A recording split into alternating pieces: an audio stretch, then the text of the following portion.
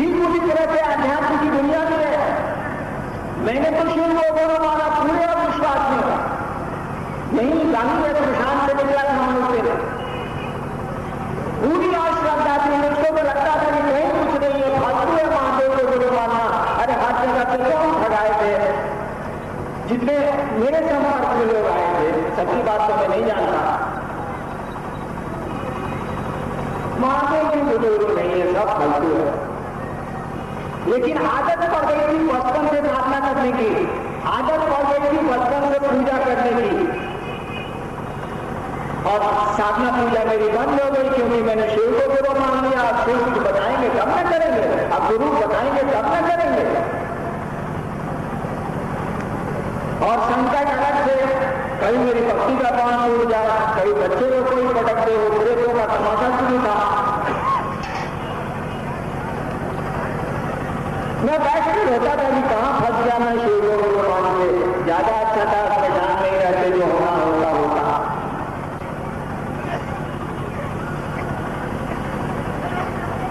जब धीरे धीरे मेरी स्थिति खराब होने लगी, तब 1 साल के बाद, ठीक 1 वर्ष के बाद, मेरी शर्त थी कि आसमान से उतरेंगे आप तो कुछ नहीं सीखेंगे, आदमी के रूप में आएंगे तो कुछ नहीं सीखेंगे। तुर्की मुजफ्फरपुर में शाम का समय था, मैं बैठा था, हवा का एक झोंका सांस के मंत्र को चढ़ाते हुए आया और सांस निकली तो चला गया। मंत्र आपको मालूम है, आप लोग सभी जानते हैं।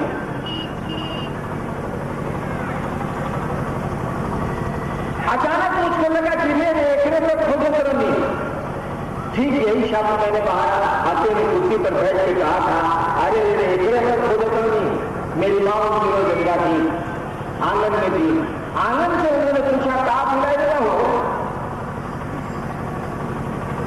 मैंने आवाज सुनी लेकिन बोलने की मेरी स्थिति नहीं थी, और मैं इतना डिस्टर्ब था, इतना विक्षिप्त था कि मेरा डेरा था और मैं वहां नहीं रहकर दूसरा कमरा लेके रहता था, केवल खाना खाने आता था अपने डेरे में। तो बाहर जहां मैं रहता था उस कमरे की चाबी मेरे हाथ में थी, पूछा चाबी या मेरे हाथ में था। तो जैसे मैंने कहा कि एकरे तो थोड़े तो नहीं है, तो अब्बा कहा कि मैं चाबी गिर गई। फिर माने आनंद से कहा भुलाई करो। तब तक ऑटोमेशन में मैंने चाबी उठा ली, खास करके बैठे बैठे कुर्सी पर बैठ के हाथ से उठा ली चाबी मैंने, और उत्तर दिया चाबी की वस्तुतः चाबी ही गिरी थी, हाथ से मिल गई। पूरी कहानी तो कहीं भी गलत नहीं है, लंबी कहानी है, कितना सुनेंगे आप।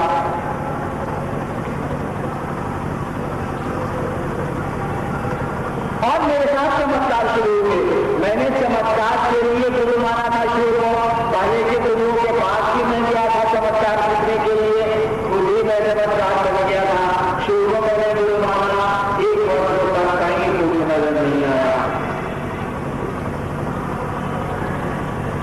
और मेरे साथ चमत्कार शुरू हो गए। मैंने फिर समझा कि फिर पहले वाला भूत प्रेत का तमाशा मेरे साथ शुरू हो गया। तब तक मैं पीजी हो गया, डिप्टी कलेक्टर हो गया बिहार सरकार में। सरकार ने मुझको पलामू जिले में एक ब्लॉक का वीडियो बनाया। आज भी वो ब्लॉक के थाना में सराहा स्टेशन डायरी एंट्री है। शिव को मैंने गुरु माना, 5 साल बीत गए, मंत्र भी मुझको मिल गया है और देखो वाली बात जारी है। जो प्रेत 13 साल से थे और आरा गांवी स्टेशन में जिनका साथ मैंने छोड़ा,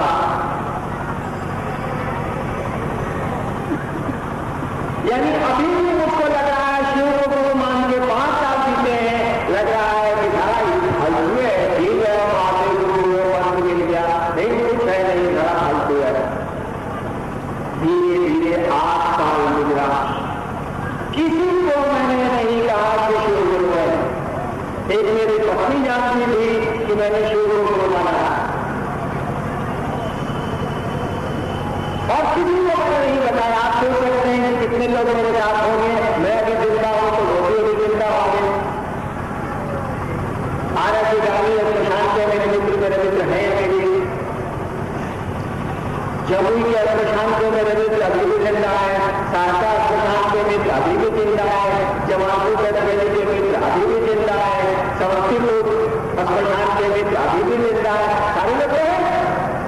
लेकिन 8 वर्षों तक लोगों से मेरी मुलाकात होती रही, साधकों से होती रही, पठानी मित्रों से होती रही।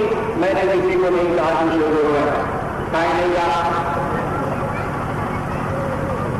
इसीलिए कि 8 वर्षों तक मैं ही नहीं तय कर पाया था कि शुरू हो और परिणाम आता है। 1982 में मेरी बदली हो गई मधेपुरा जिले में मजिस्ट्रेट के रूप में। करीब 21 साल पीछे, 21 साल हो गया। वहां के मजिस्ट्रेट साहब वो लोधी साहब के साथी हैं, अभी आपसे लोधी साहब हो गए थे। हम लोग दोनों मधेपुरा में मजिस्ट्रेट थे, कोई तरह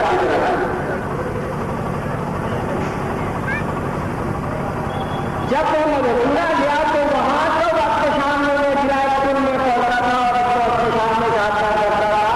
लोगों से मेरी मुलाकात हुई। अभी तो उनसे एक आदमी यहाँ से माननीय मंत्री भी है, उनसे मेरी मुलाकात हुई और उनको मैंने पहली बार कहा कि दादा महादेव को गुरु है, मुख्य शाम में 40 साल से समय चुका है श्री गुरु महादेव। और तब मधेपुरा में जब मैंने पहली बार लोगों को कहा कि शिव गुरु है, तब लोगों ने कहा कि जानते हैं महादेव गुरु। मुझको पहली बार मालूम हुआ मधेपुरा में 1982 में शिव को गुरु मानने के 8 वर्षों के बाद कि महादेव गुरु है। लोगों को ही बात पता है शिव गुरु है, लोगों को ये जानकारी है। तब मैंने किताबें उल्टी की, किताबों में कहां लिखा है कि शिव गुरु है। जब किताबों को उल्टा मैंने, पुस्तक के पन्ने उल्टे मैंने शास्त्रों के और आध्यात्मिक पुस्तकों के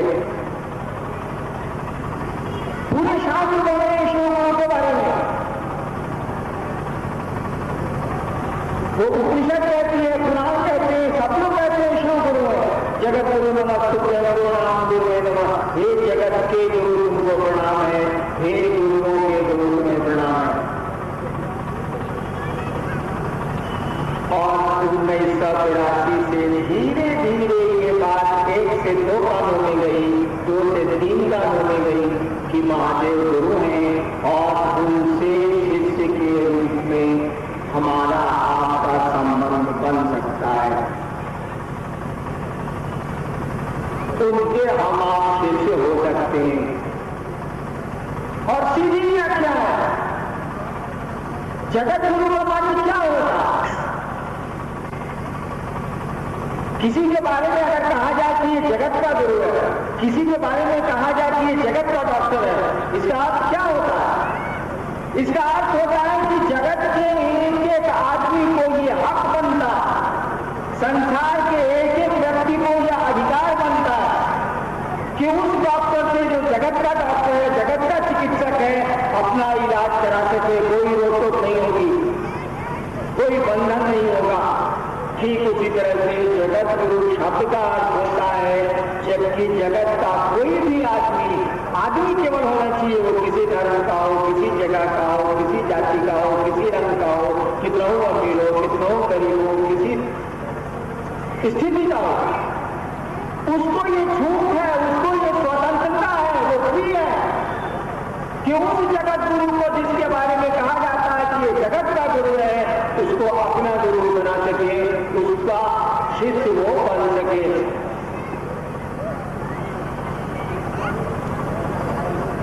हम लोगों ने 1982 से कहना शुरू किया कि भैया जिस शिव की पूजा खानदान दर खानदान से हम कर रहे हैं, जिस महादेव की पूजा सदियों से हमारे आपके बीच में होती चली आई है, वह महादेव गुरु है।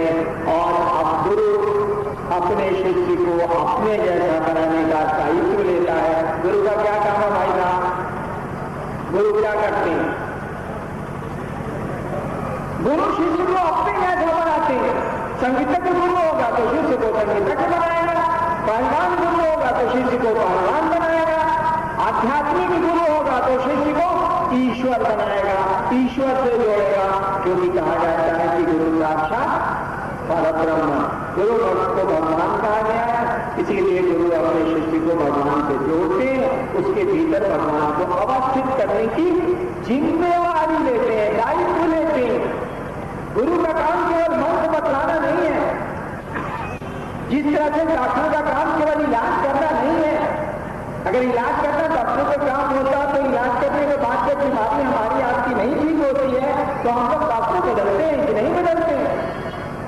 डॉक्टर का काम केवल इलाज करना नहीं है, इलाज करके रोग को हटाना है, रोग से मुक्त करना है। इसी तरह से शिक्षक का काम केवल पढ़ाना नहीं होता, शिक्षक का काम है कि वो पढ़ा के अपने छात्र में उस पढ़ाई का परिणाम सुनिश्चित करें। एक साल पढ़ाऊंगी लैका फिर लैला चलो, लैका के गार्जियन मास्टर आज से बदलती हूँ, स्कूल बदलती हूँ कि दूर एक साल पढ़ोगा तो हम ना पास करेगा, बदल स्कूल। ठीक इसी तरह से गुरु का काम केवल साधना बतलाना नहीं है, गुरु का काम केवल प्रक्रिया और मंत्र बतलाना नहीं है। गुरु को यह सुनिश्चित करना पड़ता है कि उसका शिष्य शिव हुआ या नहीं हुआ, उसको शिव बनाने की जिम्मेवारी गुरु को लेनी पड़ती है। आज शिव के गुरु स्वरूप की इस डिग्री पर जरूरत है, इस अंश से जरूरत है कि हम आप कल्पना नहीं कर सकते। जिस शिव, जिस देवताओं की पूजा हम दिन रात करते हैं, जिन देवताओं की पूजा की पद्धतियों से हम लोग कई 100 वर्षों से जुड़े, 1000 वर्षों से जुड़े, उनकी संगति का कोई परिणाम हमने आपसे नहीं निकल रहा है।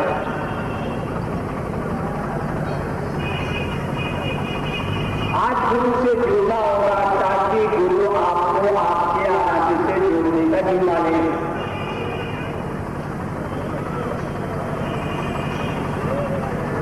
और जब शिव ही गुरु है, कहा जाता है कि चन्ना मामा सबके मामा, शिव घर के बाबा।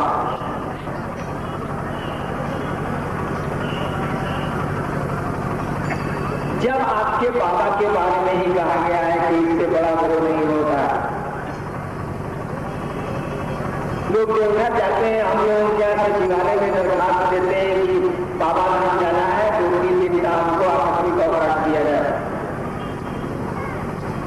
नहीं लिखते हैं लोग कि हमको देवघर जाना है, बाबा धाम जाना है। यानी बाबा धाम से आप पूछ जाइए कि बउआ जाएंगे देवघर, कहा ही जाता है। मैंने कहा नहीं चन्ना और सबके मामा, शिव घर के बाबा। जब आपको हमको ये सूचना है, जब हमको आपको ये खबर है कि आपके बाबा से बड़ा गुरु संसार में नहीं है, शास्त्र का गए हैं, साधु हैं, बुजुर्ग कहते हैं कि शिव गुरु है। हम लोगों ने कहा कि जरा आजमाइश करिए तो क्या अंतर आता है, क्या आपका फर्क हो जा रहा है। केवल तो विद्यालय में पढ़ना, उस शिव को अपना शिष्य भाव देख लीजिए। अगर वो गुरु का काम करता होगा तो परिणाम उतारेगा, नहीं करता होगा तो कौन दीजिएगा, कौन सी प्रक्रिया है, कौन सी दीक्षा लेनी है, कुछ तो नहीं लेना। हम लोग ने कहा कि उस शिव को, जिसको आप देवता के रूप में प्रणाम निवेदित करते हैं, जिसको आप भगवान के रूप में अपने कष्ट की निवृत्ति के लिए प्रणाम करते हैं, पूजा करते हैं, जिसकी उसमें तो एक बात को केवल जोड़ देना है कि हे महादेव आप मेरे गुरु के हैं, आप मेरे गुरु हैं, हम पर दया करिए। इसमें क्या जाया होता है हमारा आपका, क्या खर्च होता है हमारा आपका। तस्वीरों को मानते हैं तो ठीक, न मानते हैं तो शुद्ध में अपने मन को थोड़े समय ले जाइए और उस शिव को अपना शिष्य भाव कीजिए। कहिए कि हे महादेव आप मेरे गुरु हैं, गुरु शिष्य का क्या संबंध होता, आप मेरे गुरु हैं, मुझ पर दया कर दीजिए। मात्र इस विचार को संप्रेषित करिए, अपने शिष्य भाव के विचार को गुरु को संप्रेषित